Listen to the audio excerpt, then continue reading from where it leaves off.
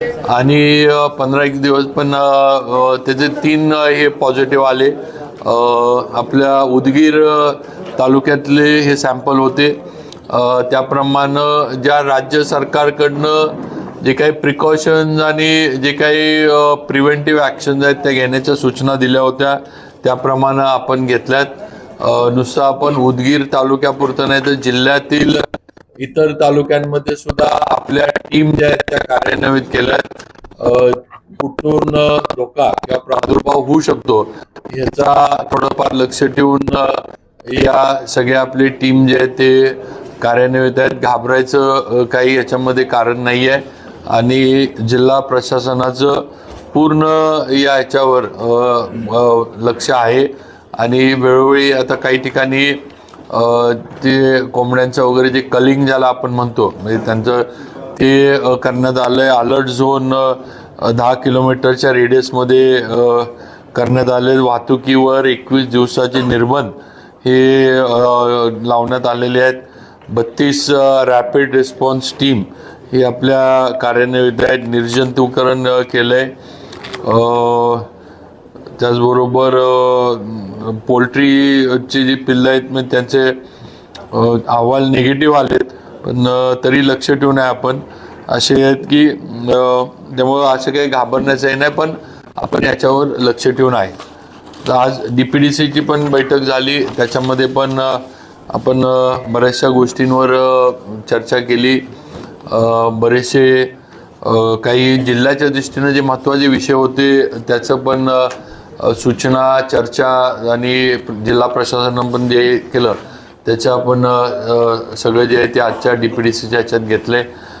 पहिलं तर मुख्यमंत्र्यांचा 100 दिवसाचा कार्यक्रम आहे तर त्याचं जे काय आहे ते योग्य पद्धतीनं अंमलबजावणी झाली पाहिजे ह्याच्याबद्दल पहिलं या निमित्तानं मी सांगू इच्छितो.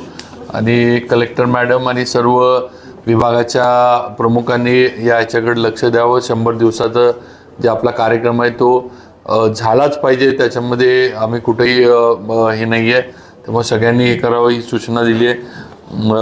बाकी आपण डिस्ट्रिक्ट स्ट्रॅटेजिक प्लॅन जो आहे तो 100 कोटीचा एक हे केलेला आहे.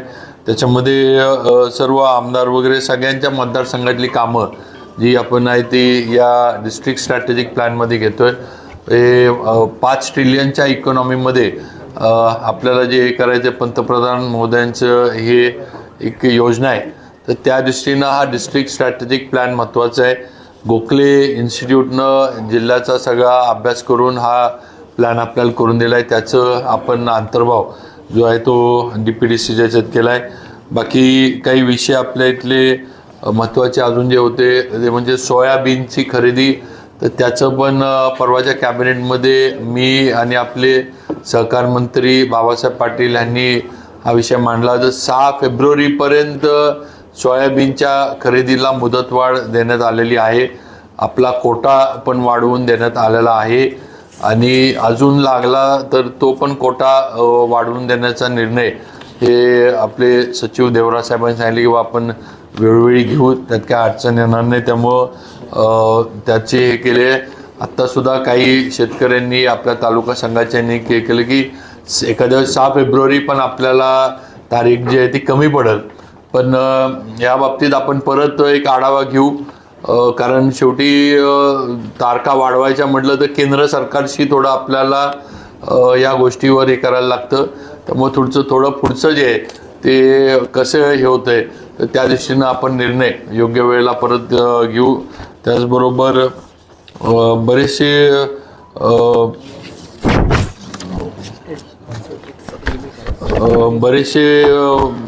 हे आता पुढं तुरीचं पण एक हे होईल त्याचं पण थोडं आपण प्रस्ताव पाठवलेत.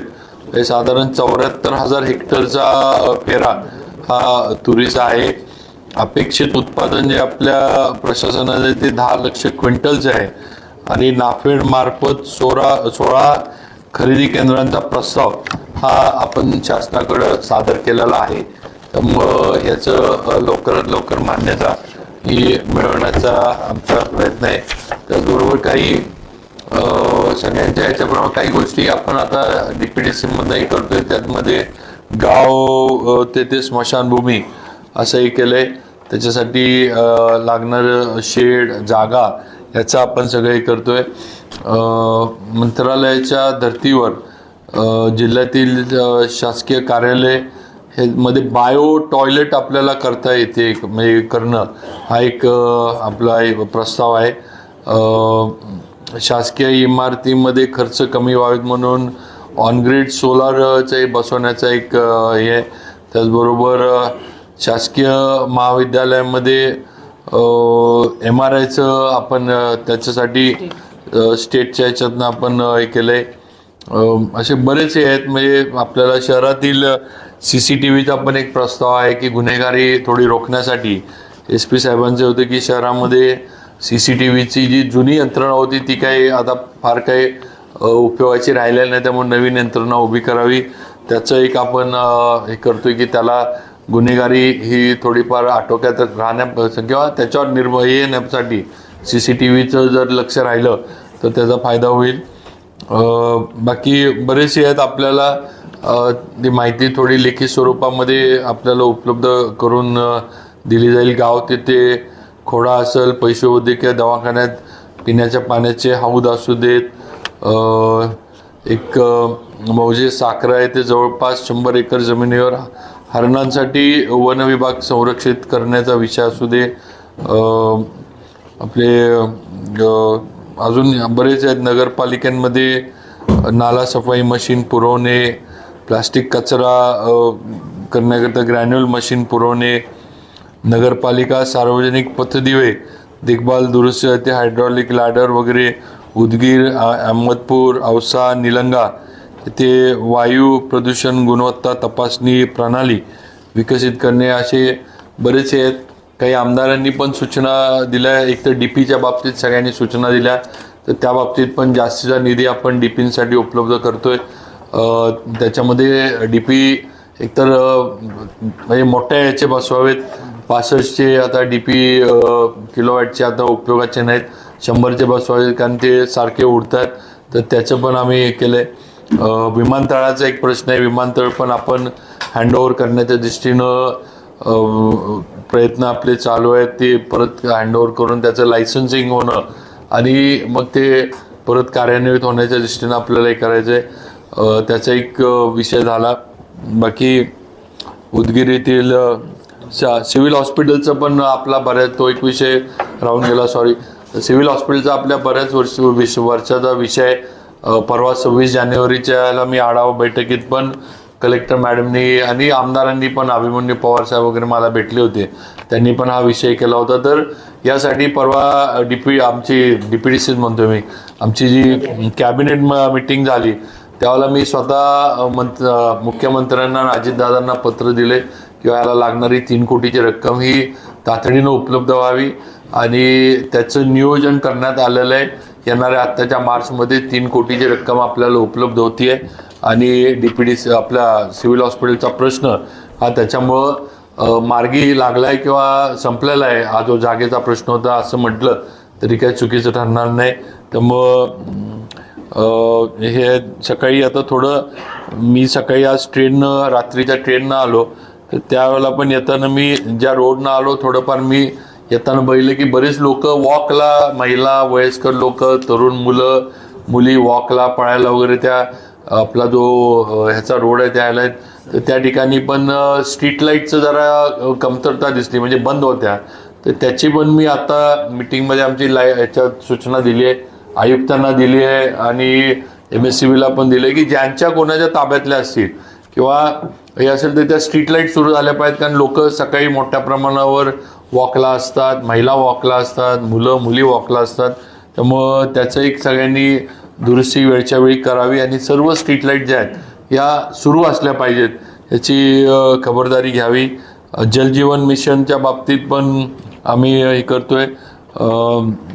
त्याची एक बैठक लवकरात लवकर गुलाबराव पाटील साहेबांच्या याच्यात सर्व जिल्ह्यातील आमच्या सहकारी आमदारांना, खासदारांना घेऊन हे करतोय. बाकी बुद्धविहार आपण संजयजी बनसोड साहेबांनी त्यांच्या याच्यात केलं, त्याचं थोडं मेंटेनन्सचा विषय, तर त्याचं थोडं मेंटेनन्सला काही प्रस्ताव करून निधी कसा देता येईल हा प्रयत्न आहे. पानगाव रस्ता, त्याचबरोबर आपला लातूर बार्शी रस्ता, हे दोन्ही रस्त्यांची कामं NHAI कडनं चालू आहेत आणि या कामांचं थोडं ही कामं लांबच चालली, त्यामुळं आपल्याला बऱ्याच अडचणींना तोंड द्यायला लागते. तर आताच म्हैसकर मॅडम पण होत्या, त्या माझ्या विभागाच्या सचिव पण आहेत आपल्या काय म्हणूया आपल्या आपलं सार्वजनिक विभागाच्या.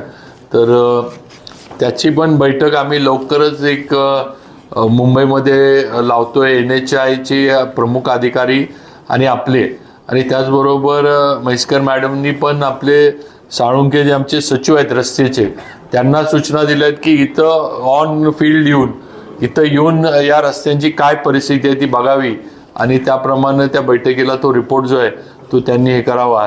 त्याचबरोबर अभिमन्यू पवारांनी जे एक पॉवर ऑन व्हील ही एक नवीन संकल्पना मांडली, तरतूद. खरं म्हणजे याचं मी परवा 26 जानेवारीला मी त्याचं काय म्हणतो प्रात्यक्षिक म्हणा किंवा ते स्वतः बघितलं आणि मी सातारच्या DPDC मध्ये पण हा विषय मांडला किंवा अशाच्या पद्धतीनं इथं लातूरमध्ये केलं ह्याची माहिती घ्यावी अभिमन्यू पवारांच्या आणि कलेक्टर मॅडमकडनं आमच्या सातारच्या कलेक्टरनी पण, कारण अतिशय उपयुक्त असं आहे.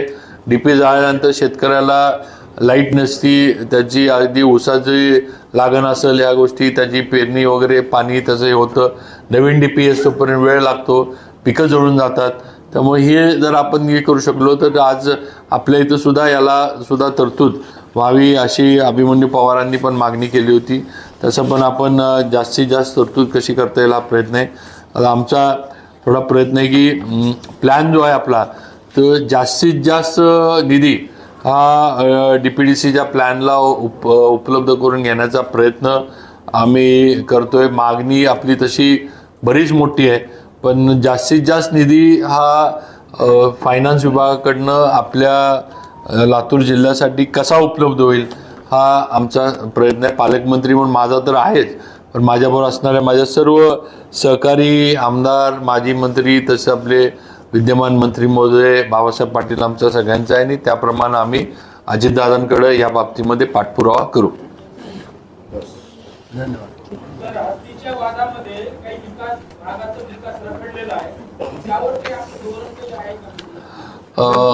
हद्दीच्या म्हणजे कशाचं आपण म्हणजे जिल्ह्याच्या याच्यावरनं म्हणताय का? नाही, माझं थोडं सूचना महानगरपालिकेच्या आणि बाहेरची पण जी काही यंत्रणा असतील समजा हद्दीच्या बाहेर, की अगदी महानगरपालिकेनं पण थोडं बाहेर जाऊन काम केलं तर ती काही चुकीचं नाही आहे. शेवटी लोक आपले ठीक आहे, त्याला काय परवानग्या वगैरे घ्यायला लागतील, तर थोडं महानगरपालिकेनं आयुक्तांनी पण तसं हे करावं बाबा. आपल्याला लागून असलं आणि थोडं काम केलं, मग लाईटचं असेल, स्वच्छतेचं असेल, या गोष्टी केल्या तर त्यात चुकीचं काय नाही.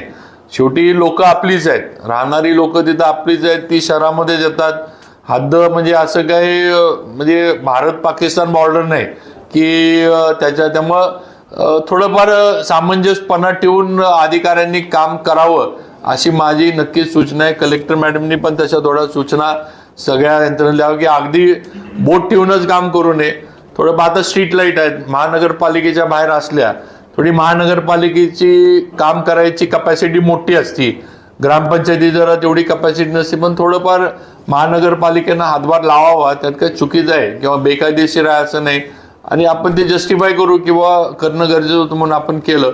मग जरा तसं महानगरपालिकेनं थोडं हे ठेवावं माझी सूचना आहे. आम्ही तशा सूचना अधिकाऱ्यांना पण देऊ. महापालिकेमध्ये काम चालू आहे, मजूर लोक पाईप बुजवतात आणि त्याचं काय असायला पाहिजे. आता सांडपाणी प्रक्रियाचा उद्योग प्रकल्प ज्या ठिकाणी करायचा आहे ती जागा निश्चित नाही आणि 90 किलोमीटरचं काम आपल्याकडे झालेलं आहे आणि तिथं महापालिकेचा एकही जबाबदार अधिकारी नसतो आणि भूमिगत गाडलं गेलं हे सगळं पूर्णपणे गैर आहे किंवा चुकीच्या पद्धतीने. आणि आपले जे दौरे असतील ना, तुम्ही अचानक अशाच काही कामाला निश्चित द्यायला पाहिजे. इथं आता आम्हाला कागदावर सांगितलं तर अजिबात ते चालायचं नाही. मागचा अनुभव तर आमचा असा आहे की नाहीच. आणि अधिकारी जिल्ह्यातले कोणी दिसत नाही जबाबदार अधिकारी आहेत ना आपापल्या ऑफिसमध्ये, त्या संदर्भात आपण त्यांना सक्ती करायला पाहिजे. लोक येतात ग्रामीण भागातून, साहेब नाही म्हटलं की निघून जाते. नाही, सर्व आपण म्हणतो त्या अधिकाऱ्यांनी आपल्या ऑफिसमध्ये लोकांना आणि जे काय असलेल्या समस्या सोडवण्यासाठी उपस्थित असलंच पाहिजे. दिलेले जे काही त्यांचं टायमिंग आहे, दिवस आहे, त्याप्रमाणे त्यात काही म्हणजे कुठली त्यात कारणं किंवा हे चालणार नाही. ठीक आहे, बाहेर बैठका असल्या, मीटिंग असली तर समजू शकतो तेवढ्यापुरतं. दुसरी गोष्ट, आयुक्तांनी पण थोडं जे साहेब जरा लक्ष द्या. ते जे अंडरग्राऊंड याचं अंडरग्राऊंडच म्हणताय ना आपण, अंडरग्राऊंड ड्रेनेजचं चाललंय किंवा तिथं टेक्निकली आपली माणसं असावीत आणि जे काही STBच्या जागेचं आपण जे बरोबर आहे ना, आपण STBचंच बोलला, तर त्याचं पण थोडं आयुक्त साहेब आपण हे करा. काय जागेची काय अडचण असेल किंवा इतर विभागाची काय परवानगी पाहिजे असेल तर पण जरा ते थोडं बारकाईने लक्ष द्या, कारण उगाच त्याच्यामध्ये हायगाई नको एवढंच विषय. पाण्याचं जे नियोजन आहे अजून पण पूर्ण झाले नाही, यावर आपलं काय मत आहे? त्याचं आता सर, उजनीच्या पाण्याचा विषय जो आहे हे आपल्याला थोडं इरिगेशन विभागाला घेऊन या योजनेबद्दल शासन पातळीवर काही निर्णय किंवा काही बैठक होणं गरजेचं आहे, तर ती आपण लवकर लावू. मग गिरीश भाऊ असतील, मला वाटते त्यांच्याकडे आता नाही, उजनी मला वाटते विखे पाटलांकडे आहे. तर विखे पाटील साहेबांशी नक्की या बाबतीमध्ये बैठक घेऊन त्याच्यावर जे काही उपाययोजना करायला लागेल किंवा उपाययोजना म्हणण्यापेक्षा जी योजना प्रस्तावित होती किंवा जी आहे ती मंजूर किंवा त्याला लागणारे जे काही टेक्निकल ज्या काही गोष्टी असतील त्या आपण जरा त्यांच्याशी करून घेऊ. कारण आजच्या बैठकीमध्ये त्या याच्यावर काय फार आम्ही आढावा काय त्याचा घेतला नाही. मी पण अजून काय आढावा घेतलेला नाही, म्हणजे आपल्याला काय वस्तुस्थिती सांगायला हरकत नाही. पण उजनीचा जो विषय आहे त्याच्याबद्दल मी पण अजून काय आढावा घेतला नाही. पण आता मी आज आणि उद्या पण आहे तो दुपारपर्यंत इरिगेशन विभागाकडनं थोडा आढावा मी त्याच्या बाबतीत घेईन आणि पुढं मग त्याचं नेमकं कुठं अडकलंय काय हे ते जरा समजून घेऊन मग त्याच्यावर म्हणजे निर्णय किंवा आपण त्याच्यावर बोलू. सर, शासकीय खरेदी केंद्राचा जो विषय आहे, तुम्ही आता मुदतवाढ दिली आहे, पण वेगवेगळी कारणं सांगून हे केंद्र बंद पडतात. कधी बांधणं नाही, कधी सुतळी नाही, असं हे वर्षानुवर्ष होतं. हे आमचं नाही आहे, गेल्या 15-20 वर्षापासून ही स्थिती आहे. आपण जरी जे टार्गेट दिलं ते पूर्ण केलं असलं तरी ओव्हरऑल होणारं उत्पादन आणि आपण खरेदी करणारी जी यंत्र आहे ना, ती अतिशय प्रमाणात व्यस्त आहे. मग आता सोयाबीनचं असं झालं म्हणून तुम्ही तुरीचं जरी नियोजन केलं असलं तरी जेव्हा तूर येते तेव्हा अडचणीत येतात लोक आणि भाव पडतात आणि शेतकरी अस्वस्थ होतो, त्याची कोणीच दखल नाही. सर्वच काहीतरी काय नेहमी बारदानाचा विषय थोडा अडचणीचा झाला होता आपण म्हणता येते, पण त्यावर पण पणन विभागानं मला वाटतं जुनं बारदान जे आहे ते त्यांनी थोडं उपलब्ध केलं होतं. एक सर ह्याच्यामध्ये आपण म्हणता येते हे लक्षात आल्यानंतर मुख्यमंत्र्यांनी एक परवा एक निर्णय घेतलाय किंवा पणन विभागाला, कारण मी एक दुसऱ्या बैठकीसाठी तिथं होतो. मी त्यावेळेला मुख्यमंत्र्यांनी एक सूचना दिल्यात पणन विभागाला, आमचे जयकुमार रावल साहेब त्या ठिकाणी होते, की हे दरवर्षीचं नियोजन आता झालं पाहिजे. हे तेवढ्यापुरतं नाही किंवा सोयाबीनचा पेरा सुरू झाला की त्याची खरेदी करा. तर त्यांनी सूचना दिल्या CM साहेबांनी की दरवर्षीचं कायमस्वरूपीची यंत्रणा तिथं तुम्ही तयार करून ठेवली पाहिजे. मग तुमचे खरेदी सेंटर्स असतील, तिथं लागणारा स्टाफ असेल, आता सर्व्हरचा विषय आपण म्हटलं ते असू दे किंवा बारदाना असू दे, हे दरवर्षाचं या सगळ्या गोष्टींचं त्यांनी सूचना दिल्या की हे तुम्ही दरवर्षीची कायमस्वरूपी ही तयारी आता इथून पुढे ठेवायची, तात्पुरती तेवढ्यापुरती नाही. या वर्षी जे आहे सोयाबीनचं उत्पादन महाराष्ट्रात सर्वाधिक खातू जिल्ह्यामध्ये होतं आणि सरकारनं उद्दिष्ट ठरवून दिलं, म्हणजे आता 12,74,000 क्विंटल खरेदी झाली, ते बंद करून टाकलं. म्हणजे उद्दिष्ट जर ज्या जिल्ह्याचं सोयाबीनचा, नागपूरचा जिल्हा सोयाबीनचं उत्पादन जास्त आहे. नाही सर, याच्यावर आपल्याला आत्ताच उद्दिष्ट वाढवून दिलं गेलंय आणि आपले देवराज साहेब आपले जे सचिव आहेत त्यांनी आज सुद्धा आम्ही सकाळी ज्यावेळेला इकडे याच्या आधी थोडी चर्चा करत होतो कलेक्टर मॅडम वगैरे, त्यावेळेला सुद्धा देवराज साहेबांनी सांगितले अजून लागलं तरी आम्ही तुम्हाला उद्दिष्ट वाढवून देतो, आम्ही काय त्याच्यावर हे नाही. फक्त तारीख आता जी आहे 6 फेब्रुवारीपर्यंत आपल्याला दिली आहे, त्याच्या पुढं जायचं असेल तर थोडं आपल्याला सेंट्रल गव्हर्नमेंटशी हे करायला लागतं आणि सेंट्रल गव्हर्नमेंटने ही तारीख वाढवली पाहिजे. तर आता आपल्याला 6 फेब्रुवारीपर्यंत आणि उद्दिष्ट आपल्याला वाढवून दिले, अजून लागलं तरी वाढवून देऊ म्हणून त्यांनी मान्य केले. शेतकरी सरकारचं उद्दिष्ट म्हणून पेरणी करत नाही, त्यावेळेस त्या काळामध्ये शेतकऱ्याची जिम्मेदारी होती. नाही कसं आहे सर, आपल्याला आता आपण उत्पादन जोपर्यंत म्हणजे काय म्हणायचं आवक चालू होत नाही तोपर्यंत आपल्याला उत्पादन किती होतंय त्याचं टनेज वगैरे ह्या गोष्टी काय लक्षात येत नाहीत. आता ह्या वर्षी एकदम विक्रमी उत्पादन आपल्याला मिळायला लागलंय आणि चांगली गोष्ट आहे, कारण शेवटी शेतकऱ्याला जेवढं जास्तीत जास्त उत्पादन मिळेल तेवढी चांगलीच आहे. त्यामुळं आपण त्याच्यामध्ये वेळोवेळी थोडं हे ठेवून टार्गेट जे आहे ते म्हणजे कोटा किंवा काय जे आपण म्हणतो ते आपण वाढवून घेऊ आणि शासनाची तशी तयारी आहे. म्हणजे शासन काय ह्याच्यावर एवढंच झालं आता अशा याच्यावर नाही आहे, शासनाची तयारी आहे. यावर्षीच्या आपल्या प्लॅन मध्ये नाविन्यपूर्ण योजनेतनं काय करायचं ठरवलं? एक सर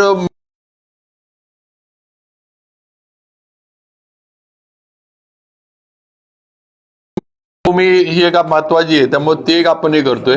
दुसरं एक मॉलचं म्हणा किंवा आपलं आता हे पॉवर ऑन व्हील्सचा एक विषय आहे, ह्या गोष्टी आपण बऱ्यापैकी त्या ह्याच्यामध्ये धरलेल्या आहेत.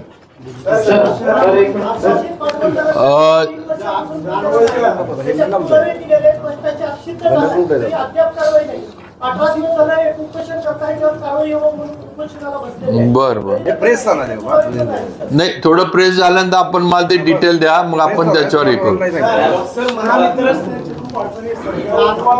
अरे प्रेस बोलू द्या ना, प्रेस बोलते. जालन्यामध्ये पश्चिमी आणि कारवानी अश्वान जाती सर्व दूर प्रसिद्ध आहे आणि इव्हन US मध्ये सुद्धा इथून फिरले गेलेले आहेत. आणि या जाती ज्या या जातीला ज्या पद्धतीने शास्त्रोक्त संगोपन केलं पाहिजे तसं संगोपन केलं जात नाही आणि त्याच्यावर त्याला एक सायंटिफिक त्याचा द्यावा लागणार आणि नाविन्यपूर्ण योजनेमध्ये हा प्रस्ताव दिलेला आहे. आपण आता सर म्हणजे देवणी गाईचा आपण प्रस्ताव केलाय, त्याच्यामध्ये ते म्हणजे काय म्हणतो आपण हा देवणी वळूच हा त्याचं आपण आता आपण जे ह्याचं म्हणला कारवानी आणि पश्चिमी तर त्याचं आपण आता थोडं हे करू. आता त्याच्यात 9.5 लाखाचा प्रस्ताव आहे म्हणा डीपीसी. ठीक आहे, बघू आपण त्याला डीपीसीतनं कशी तरतूद आपल्याला वाढीव हे मिळेल त्याप्रमाणे कशी करते.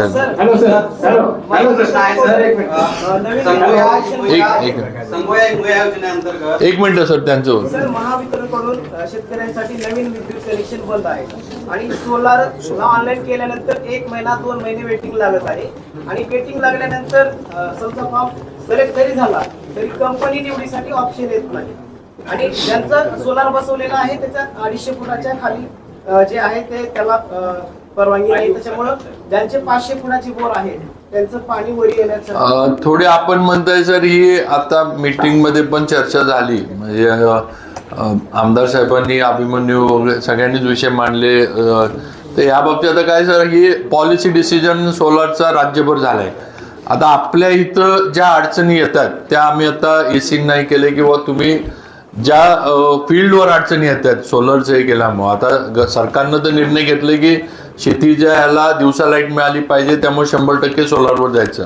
तर आता इथं एक मिनिट एक उद्या मग तुम्ही तर ह्या बाबतीत आम्ही त्यांना सूचना आता दिल्यात की आजच्या डीपीडीसीचा उल्लेख करून ह्याचं एक तुम्ही ज्या अडचणी येतात त्या तुम्ही एक प्रस्ताव किंवा एक माहिती द्या किंवा ह्या अडचणी येतात. जसं तुम्ही बोरचं म्हटला तसं मगाशी अभिमन्यू पवार साहेबांनी त्यांच्या इथल्या तलावाचा विषय मांडला होता की तलावावरनं त्या पाणी उचलायचं म्हटलं तर सोलारची तिथे यंत्रणा बसवायला शक्य होत नाही. असे काही हे आहेत किंवा इथं प्रॉब्लेम आहेत. आता आमच्या इकडं आमच्या जिल्ह्यामध्ये काय होतं डोंगरी तालुका आहे, डोंगरी तालुक्यामध्ये उन्हाचं जेवढं हे पाहिजे तेवढं आम्हाला मिळत नाही, त्यामुळे तिथं ते विषय आहेत. म्हणजे प्रत्येक जिल्ह्याचे जरा वेगळे विषय आहेत. पण ह्याचं आता थोडं आपल्याला सरकारकडे परत हे पाठपुरावा जरा कळवायला लागेल किंवा ह्या अडचणी येतात आणि मग त्याला टेम्पररी का होईना सोल्युशन जे लागेल ते तात्पुरतं आम्हाला इथल्या इथं करण्याचे अधिकार द्यावेत. आता थोडं पॉलिसी असल्यामुळे जरा वेळ लागेल, पण काढू त्याच्यातनं मार्गाने.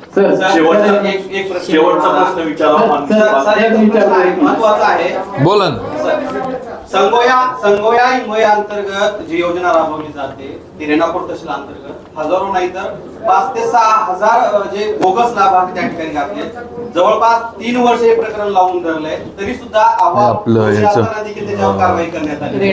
रेणापूरचं कारवाई संजय गांधी करण्यात चौकशी करते सर मी आता. दुसरा एक ह्याला लागून प्रश्न, रेणापूर तालुक्याचे धवेली गाव आहे, 3 वर्षापासून दलित समाज स्मशानभूमीसाठी झटतोय. आजही ते गेटला लोक येऊन थांबले निवेदन देण्यासाठी. आज गावामध्ये ग्रामसभा झाली तर पोलीस प्रोटेक्शन मध्ये सभा झाली ती ग्रामसभा. सर याच्यावर तर गांभीर्यानं लक्ष देणं खूप गरजेचं आहे. नक्की आम्ही स्मशानभूमीला आता आपल्याला सांगितलं तसं आम्ही जागा असू दे, त्याचं शेड असू दे, वेटिंग शेड असू दे, इवन मी म्हटलं तर जागा खरेदी पण असू दे, या सगळ्याची आपण तरतूद धरली आहे. आणि आपण जसं म्हणलं की बाबा तिथलं सुद्धा जे काही मागासवर्गीय समाजाचंही असेल त्याला आमच्या प्रशासनाकडनं जे काही जागा लागणं, खरेदीची वेळ आली तरी आम्ही ती खरेदी करून तिथं स्मशानभूमीचं करून आपण देऊन ठेवा मागे. त्याचं पण जे काय असेल ते आपल्याकडं जे संजय गांधीचं जे काय आपण हे देत आहे तसं थोडं द्या आमच्याकडे. आम्ही त्याची आपण कुठल्या तर थोडं उच्चस्तरीय याच्याकडनं चौकशी आपण त्याची 100% करून घेऊ. सर, शहर सुरक्षेच्या दृष्टीने सीसीटीव्हीचा आपण प्लॅन केला त्याबद्दल आपलं धन्यवाद. पण शहरातल्या वाहतुकीचा प्रश्न हा खूप महत्वाचा आहे आणि तो सुटत नाही, त्याबद्दल प्लॅनिंग व्हावं. त्याचा विषय त्याच्याबद्दल पण अभिमन्यूंनी हे केलं. शिवाजी महाराजांच्या त्या चौकामध्ये बरीच वाहतूक कोंडी वगैरे होती, तर त्या बाबतीत पण थोडं आता तिथं काय करायचं, तिन्ही यंत्रणा पोलीस, PWD आणि हे ट्रॅफिक पोलीस त्यांच्या माध्यमातून आपण थोडं हे करायचं ठरले किंवा तिथं उपाययोजना काय करायच्या. तर थोडा एक आम्हाला अभ्यास या यंत्रणेना करू दे उपाययोजनेचा, मग त्याच्यावर काय हे करायचं आपण ठरवूया.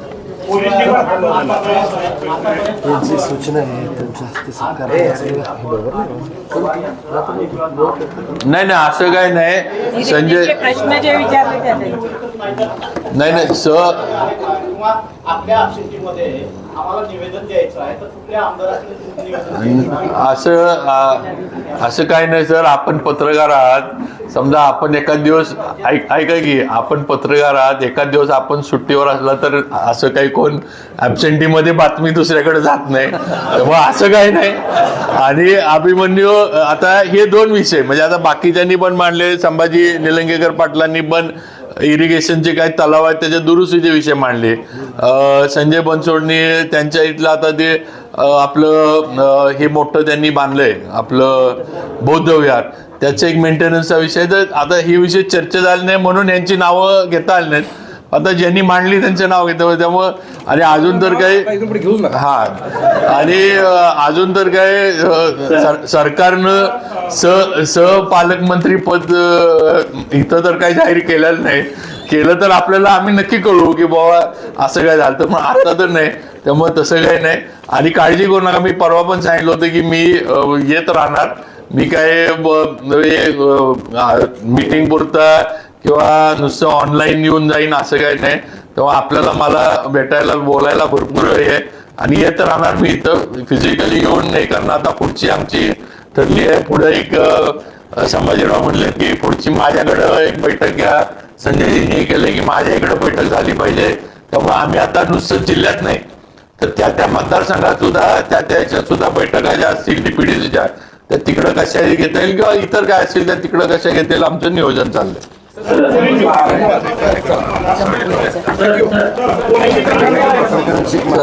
शेवटचा मागच्या वर्षी बऱ्याच ठिकाणी बोरचं अधिग्रहण झालेलं आहे, पण हा त्याचे देयकाचं त्याचं पण आज झालं तर त्याचं आपण थोडं उपलब्ध करतोय. लवकरात लवकर आपण ते देयक क्लिअर करण्याचं आपलं हे आहे. हो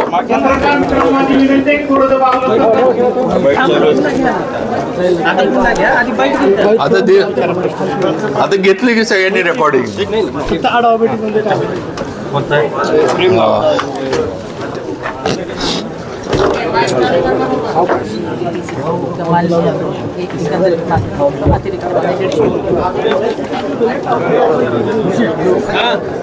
चल चालू कर.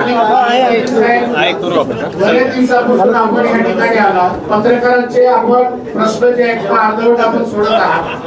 आम्हाला देखील विचारायचे आहे, अनेक दिवसाच्या नंतर पालकमंत्री म्हणून आपण भेटला, पण पत्रकार म्हणून आमचे जे काय 2-4 प्रश्न झाले, हा विषय नाही सर. आम्हाला देखील तुम्हाला विचारायचे आहे. सर एक दोनच मिनिटं एवढं आमची विनंती आहे, आमचे पत्रकारांना जर तुम्ही जर डावलत असता, सामान्य नागरिकांचं काय हाल असेल? साहेब एखादा जर मंत्री आमदार जर तिथं बोलत असेल, तुम्ही पत्रकारांची तुम्ही जर पत्रकार संपत असता, तुम्हीच सांगा आता तर त्यांना. आम्ही काय करायचं सांगा. तुम्हाला विचारायचं आमचे काय प्रश्न काही घेणार आहात का नाही साहेब? बोल.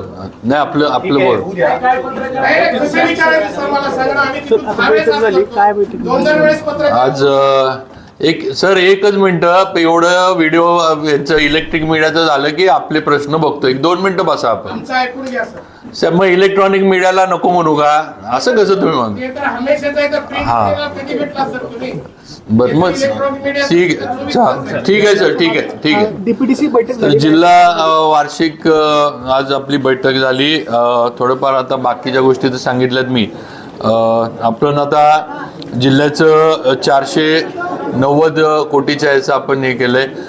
खरं म्हणजे आपली जिल्ह्याची एकूण मागणी जी आहे ती 1172 कोटीची आहे आणि साधारण अतिरिक्त मागणी आपण जे आहे ते 782 कोटीची आपण करतोय. आता हा प्लॅन आपण जो केला आहे, आता यात काय काय नवीन गोष्टी धरल्यात, वाढीव धरले, आपल्याला थोडीफार माहिती दिली आहे. आता आमचा प्रयत्न जिल्हा म्हणजे प्लॅनिंगकडनं हाच राहणार आहे, फायनान्सकडनं, की जास्तीत जास्त निधी आपल्याला जिल्ह्याला कसा मिळेल हा प्रयत्न आमचा राहणार आहे. कमीत कमी 150 कोटी तरी आपल्याला अतिरिक्त कसे मिळतील हा प्रयत्न माननीय फायनान्स मिनिस्टर अजितदादांशी ज्यावेळेला बैठक होईल त्या दिवशी आम्ही त्यांच्याशी करू.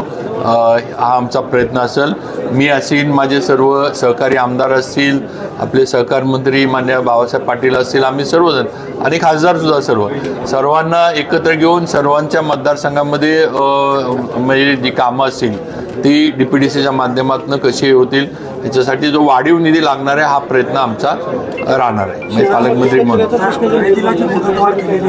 त्या मुदतवाढीमध्ये खरेदी होणं शक्य नाही. त्याला आता सर कसं आहे, मी आत्ताच सांगितलं की 6 तारखेपर्यंतची मुदतवाढ दिली आहे. त्याच्यात अजून मुदतवाढीची गरज पडली तर आपण त्याप्रमाणे पुढं पाठपुरावा करू. आज 31 जानेवारीपर्यंत होतं, ते आता 6 फेब्रुवारी झाले. त्याच्यामध्ये आपला जो होता तो कोटा पण वाढवून दिलाय आणि कोटा अजून लागला तरी वाढवून दिला जाईल. हे सुद्धा मान्य देवराज साहेब आपले सचिव आहेत त्यांचं.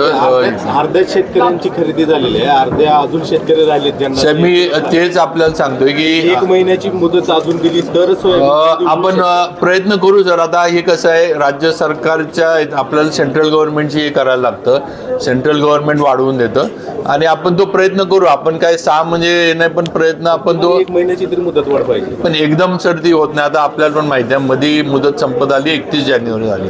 31 जानेवारीची आता 6 फेब्रुवारी झाली. त्यामुळे टप्प्याटप्प्याने एकंदर परिस्थिती खरेदीचे किती होते, काय होते हे बघून निर्णय घेतला जाईल. सर, लातूर जिल्ह्यातल्या अनेक शेतकऱ्यांना पीक विम्यापासून वंचित राहावं लागलं. पीक विम्या संदर्भात काही चर्चा झाली नाही? पीक विम्याच्या संदर्भात थोडीफार चर्चा म्हणजे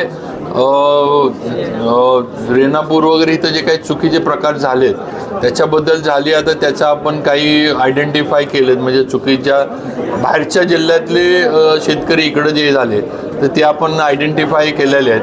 आता त्याप्रमाणे आम्ही थोडं हे केलं की नुसतं काय इन्शुरन्स यांच्याकडे न ढकलता आपलं पण जर काय यंत्रणेचं त्याच्यामध्ये असेल तर आपल्या यंत्रणेकडनं पण त्यांच्यावर कार्यवाही केली गेली पाहिजे.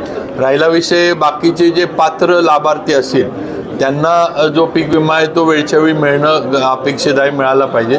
त्यात कुठं अडचणी येत असलं तर ते आता थोडं आम्ही त्याचं हे करू. जिल्ह्यात पीक विम्याचं कार्यालयच नाही. PWDचे रस्ते आहेत त्याची दुरावस्था झालेली आहे. PWDच्या रस्त्यांचं मी मगायचं सांगितलं तसं आपण एकतर 100 दिवसाचा कार्यक्रम दिला आहे. त्यात एकतर खड्डेमुक्त रस्ते राहिले पाहिजेत. वेळच्या वेळी खड्डे वगैरे याचं पॅचिंग वगैरे आहे ते शास्त्रोक्त पद्धतीनं झालं पाहिजे. नुसतं तेवढ्यापुरतं मुजवलं आणि केलं असं नाही, तर शास्त्रोक्त पद्धतीने झालं पाहिजे. ह्या आम्ही सूचना दिलेल्या आहेत. राहिला विषय नवीन कामांचा, तर त्यासाठी पण आता आपण प्रस्ताव काही तयार करतोय. आपल्या इथले काही NHIची जी कामं प्रलंबित राहिलीत, प्रामुख्यानं आपला पानगाव रस्ता आणि दुसरं म्हणजे आपला लातूर बार्शी रस्ता, तर हा जो रस्ता आहे ह्याच्या आता लवकरच आपण NHIची एक बैठक घेतोय मी. आमचे रस्त्याचे जे सचिव आहेत साळुंके साहेब, ते या ठिकाणी लातूरला स्वतः येणार आहेत. या रस्त्यांची काय परिस्थिती आहे ते स्वतः येऊन बघणार आहेत आणि त्याचा रिपोर्ट जो आहे तो त्या बैठकीमध्ये आम्ही सर्वजण असेल ते हे करू. त्याला पण आपण तरतूद धरली आहे, त्याच्यामध्ये पण नवीन काही गोष्टी करतोय. त्याला आपण वाढीव तरतूद विभागीय संकुलासाठी धरली. राज्यशिवची स्पर्धा होती ती पळवण्यात आलेली आहे. आता त्याची बघू आपण माहिती. शासकीय वैद्यकीय महाविद्यालयामध्ये अरे नाही कोण म्हणलं त्याला आपण सर MRI आता आपण ह्याच्यात सर लाडकी बहीण योजनेमध्ये बनावट त्यांचे बनावट आयडी तयार जुनं प्रकरण आहे पण चौकशी. सर लाडकी बहीण योजनेमध्ये अंगणवाडी सेविकांच्या बनावट आयडी तयार करून लातूर आणि सांगलीमध्ये 1171 जवळपास 41 खाते तयार करण्यात आले आणि पैसे नाही साहेब, चुकीचं दिलं असेल तर त्याला ते रद्दच होणार. त्यात काय जिल्ह्यातली काय 566 म्हणजे जे असतील ते आता म्हणजे कुणी चुकीची कागदपत्र आणि खोटी कागदपत्र दिली असली तरी चुकीच्या पद्धतीनं शासनाची योजना गेली नाहीच पाहिजे. त्यामुळे 100% ती जे असतील ते रद्द होतील अशा पद्धतीनं जर आलं असेल आणि त्यांच्यावर गुन्हे पण दाखल होतील. बंगालच्या खात्यावर त्याला जे येईल त्यांच्यावर ऍक्शन पण घेतली जाईल आणि जे चुकीचे आहेत, बेकायदेशीर आहेत किंवा चुकीच्या त्यांच्यावर ऍक्शन म्हणजे बंद पण होईल. सर उदगीरला अप्पर जिल्हाधिकारी कार्यालयाची मागणी होते, त्याच्याबद्दल बघू सर, प्रस्ताव त्याचा करू. आता आज तरी त्याचं हे नाही पण प्रस्ताव करू.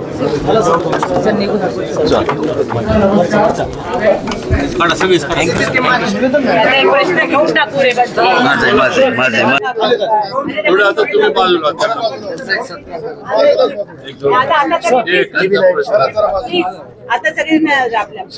प्रिंटवाले जे कोण मगाशी होते आपला विचारा सर प्रश्न.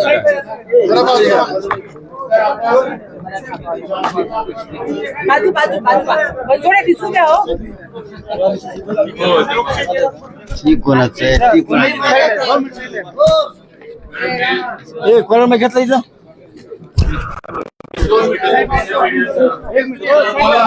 मगाशी कोण आपण बोला सर.